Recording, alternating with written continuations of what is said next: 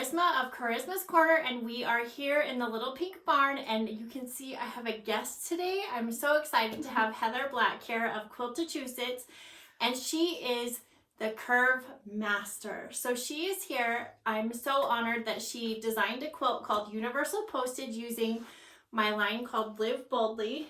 It's behind us, called Universal Postage. So sweet. So she is going to teach us how to do some curves, she's going to teach us how to make these blocks, but we're going to learn curves. We're going to learn how to use template plastic to make the templates for these curves in her pattern. So this is the pattern here, Universal Postage. I'll have kits in my shop for this, so I'll have a link down below, and I'll have a link to Heather's pattern at her shop at quiltachusetts.com. And we will have a few patterns to give away because Heather's been generous enough to share with us. So say hi, Heather. Hi, thanks, Charisma. And I was really excited to use your Live Boldly fabrics for this pattern because I noticed with the texture that she has on the fabric line, it gives it sort of more of a homemade, it almost looks like there's like a cross stitch feel to it. So I really felt like the homemade feel of her line and the theme of the quilt, Universal Postage, really worked well. Just really quickly, the reason why I call it Universal Postage is I think that love is what we can share with everyone, and everyone understands what love should look like. And so this quilt is just to express that universal postage of love. But yes, I would love to teach you guys about making templates from patterns and how to curve piece and put these blocks together for you. All right, thanks, Heather. Yes. I'm so excited, so let's get started. All right. Well, first I wanted to show you, if you get a print pattern, you'll have a sheet like this.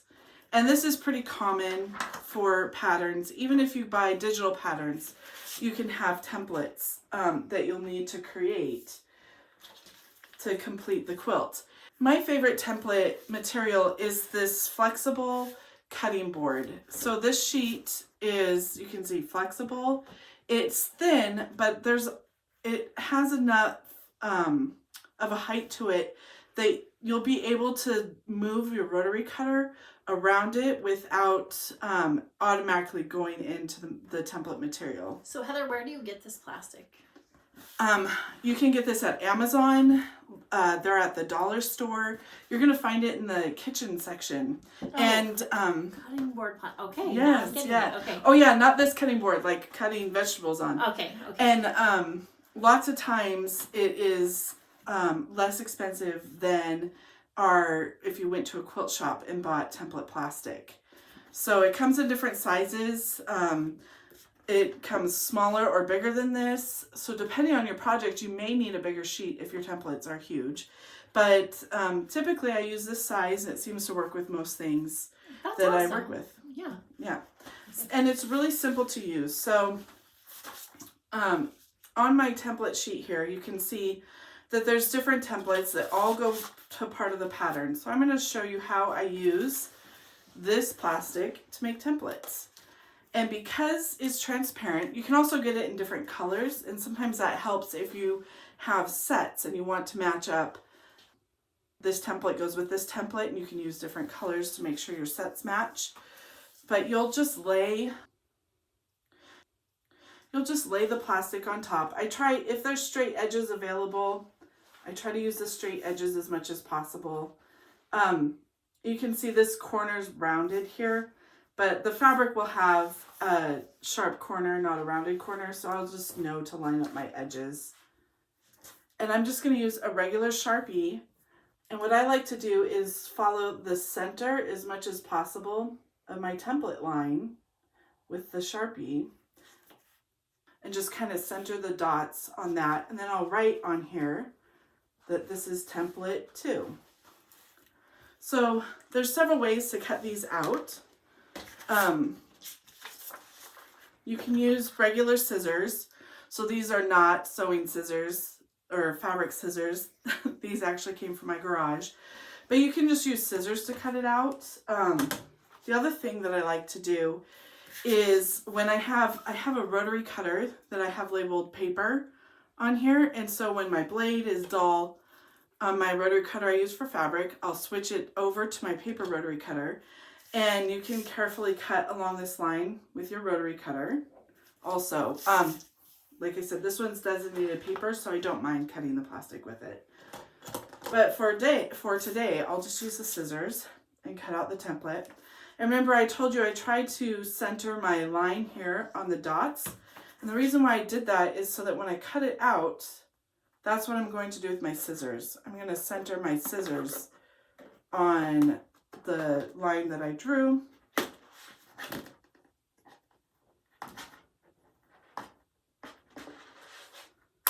And then just like that, I have a template. So now that I have that all cut out, you can see that I have the convex template for block A.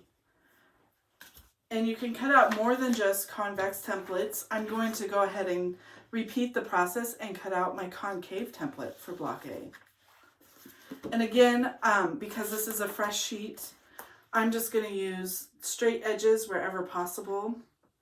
I'm going to line up the edges again so I have as few cuts as possible.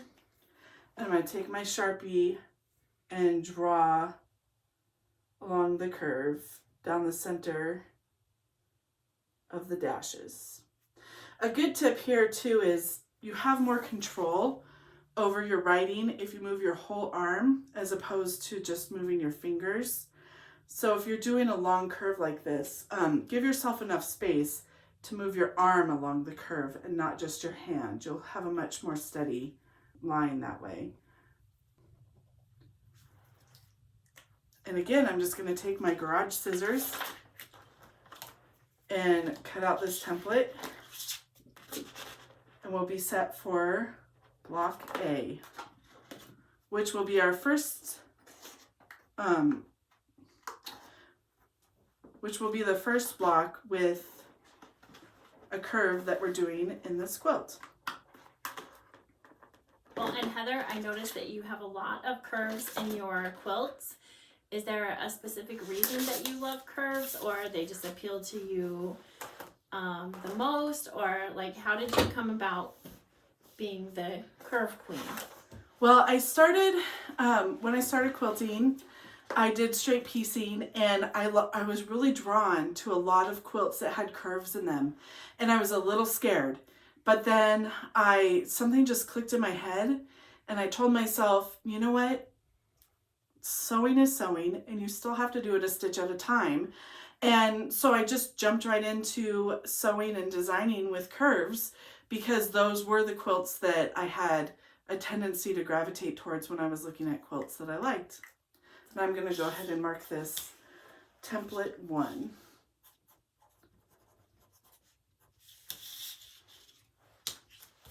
So these will be the templates for block A. All right, great. I'm excited to see. So which one is block A? Block A is that one up. Oh, I think it's not really this blue one. Block A is this blue block here that has the 2 half circles. And what's great about the Universal Postage quilts is that I go through 3 separate curve piecing techniques. The first one, we use quarter circles to make those half circles, and then we piece them together. You can also use quarter circles to make full circles, but like I said, in this quilt, I'm going to go over how to do quarter circles, how to do half circles, and how to do an inset full circle. So you really get 3 of those skill builders in one quilt. Okay, great. So this is, I'm first going to show you really quick how to cut out using these templates. Now, like I said, they're thin. They're thinner than if you bought an acrylic template, nowhere near that depth. So you don't want to take your rotary cutter and just like blast through it. You will cut into the template. But what I recommend is putting your template on your fabric. So if we were doing this, we'd have a strip of fabric, and you could actually cut it from a strip also. But I will show you how to do it. You put it on your fabric, and my edges lined up, and I'm going to hold my template, and I like to try to hold down the sides as well as a center point. So that keeps it, like if I just held it over here, I would have a tendency to push it this way or push it that way. So I really try to center the pressure of how I'm holding down my template across the whole thing. And then I'm going to take my rotary cutter and I'm going to go slowly along this edge because it is high enough to guide your rotary cutter. But like I said, you're not going to want to run a marathon. Oh, whoops, I didn't press hard enough. Sorry about that. Let me recut that. But you're not going to want to go super fast because it would be possible to cut into this template material. Maybe I should try to do that since... That would be great. I have an extra piece of fabric and Okay. here's the template. Okay, great. Do you want to use this or you I have put my one? glasses on. Okay, so I want to hold all 3 of these. Mm-hmm. And then, so we just need to make sure that our rotary blade is sharp, but we're Yeah. just going to let the template guide us. All right, there we go. Perfect. That was great. Yeah, that is a really nice piece. And it's really tough. It's not like the template plastic that we normally use. So that's a great tip. Thank you. Okay, and then you saw when Charisma cut this will be the part we're not using. So we end up with the concave. And if you're cutting it on a strip, you can nest them. So you can cut one that way, one this way down the strip. And so this would be your scrap from cutting that. So it'll be less waste than it looks like with the squares. Yeah. Okay, so I would like to show you guys 2 different basting techniques for quarter circles because this could be kind of confusing. You look at this and it doesn't look like those 2 pieces will go together. But what's good about quarter circles is they're not supposed to line up right on the edge. They line up a 1/4 inch in on both sides. So you don't have to worry that it looks like that won't fit your shape because it will. The method I like to use the most, and I especially use this if a curve is 3.5 inches or larger, is pin basting. So the first thing you're going to do is fold your quarter circle in half along the curve and then just press a crease, like finger press a crease right there. And now we want these to line up. So I'm going to do the same with my concave. I'm going to fold it in half along the curve and then finger press a crease. So now that I have the centers marked for both of them, until you get kind of a groove, it's best to line them up and then flip this piece over. Because until you've really gotten used to how these 2 pieces work together, it can be hard to get them going the right direction. So you want to flip it over. Both points are pointing that way, and then you're going to find your crease. Here it is on the orange. Here it is on the background. And then I'm going to put a pin there.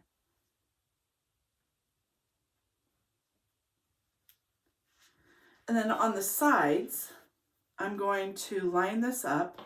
And if you see when I line it up, I'm going to turn this so that it lines up with the 2 edges perfectly. And then I'm going to put a pin about 1/4 inch in. I want some space to get an anchoring stitch when I first start sewing this. So I know that I'm going to sew from this end, so I gave myself a little space there. On this side, you're going to do the exact same thing, but you don't, since this is the end of your block, you don't need that full like 1/4 inch for those staying stitches. So you can just put it at the end. If you line up these sides, it will really help with making your whole piece more square in the end. And if you've cut it well and line it up, you shouldn't have to square up your block. It might not be perfect, but it'll be square enough to use in a quilt. Okay, so then I can just go ahead and sew this, Heather? Yes. Okay. So I know pin basting can look a little intimidating, especially with only 3 pins. But what I like to say is pin as much as you're comfortable. So the more pins you have in your fabric, the less manipulating you're going to do with the fabric under the pressing foot. So if you're more comfortable with 5 pins, put 5 in. And some people are really comfortable and only use the one center pin. And if you want to just do some quick curves and square them up afterwards, you can cut them oversized and use no pins and then square your block to the size you want. So basically it's a comfort level. So don't feel like you have to only use 3 pins. Go ahead and pin as much as you need to. Another good rule of thumb, and that it really helped me when I was sewing curves, is that the larger the curve, the easier it is. So the smaller the curve, you're going to have more pins. And then I found out that if your curve gets so small, you can glue baste. Also, glue basting is a good alternative if you don't want to use pins at all. So I'll show you how to do that. It starts out the exact same. You're going to take your convex piece, fold it in half along the curve, and then press a crease in the center. And then the concave piece, and you're going to fold it in half along the curve and press a crease in the center. And then, like I said, until you're really comfortable with how these line up, it's good to start them like this and then just flip it over. And you got your points headed the same direction. I'm still going to line up the creases for glue basting, and then I'm going to hold it with my finger and fold it back and use a glue basting tool. So this glue is from Sew Line. It's a Moda company, and I really like it because it's not too gummy and it dries really fast. So what I like to do is keep my glue in my seam allowance. So I'm trying to keep it away from where the needle will be going into my fabric. And then I take my pieces and line them up as I go, pressing on the glue to hold it in place. And I'm just going to continue down the line. You can see I'm making short little marks. And how long until that dries, Heather, that you can sew it? This product dries instantly. Okay. So it's if you go too far or if your curve's too big, like you might run into that your glue dried before you could get your fabric down. Okay. So this dries really super fast. And then you're just going to continue the same thing on this side. I just did short little marks with the glue, and then just line up your fabric.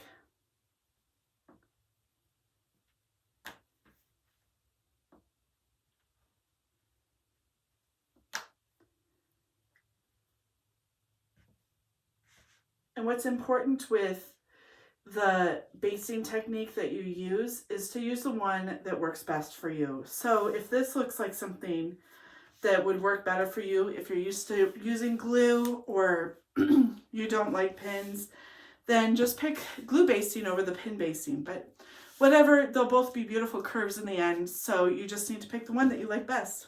Okay, great. I'm going to go ahead and sew this. Perfect.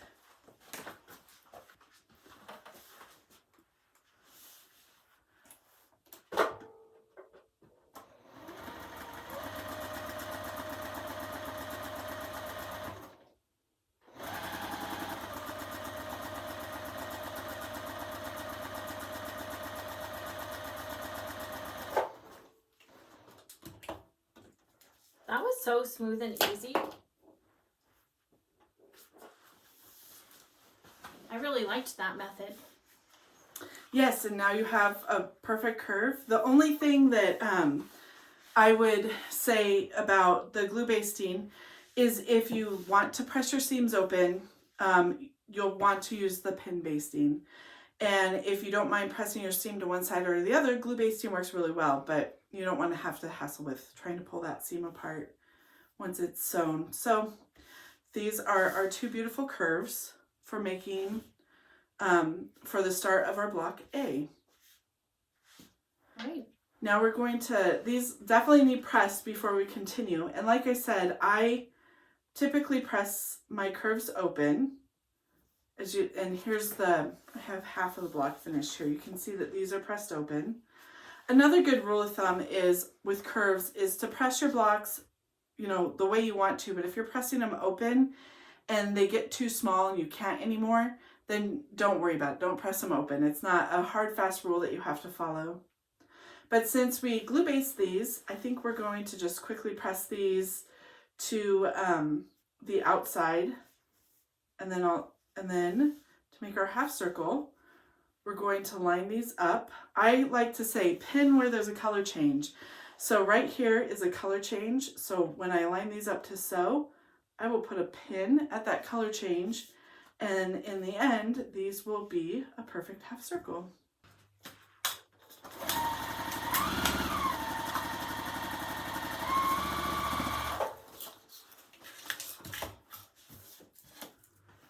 So you can see we have 2 half circles made up of 2 quarter circles on each.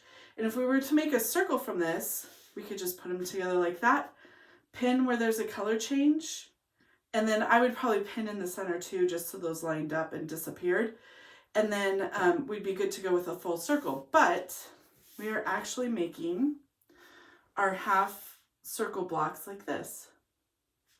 And then once those 2 are sewn together, then you're going to add the border around the sides. So you'll have 2 strips for the sides and 2 strips for the bottom and top. Well, 1 each for bottom and top. Okay, great. I'll go ahead and sew those. Great. Thank you, Charisma. Beautiful. Look at those curves. Okay, and so now we'll go ahead and sew these side borders on.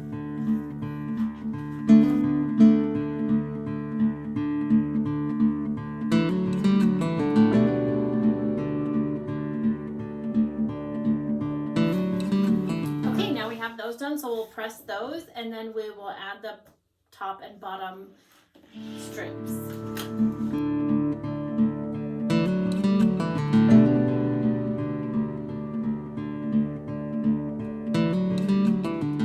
Here is block 1, or block A.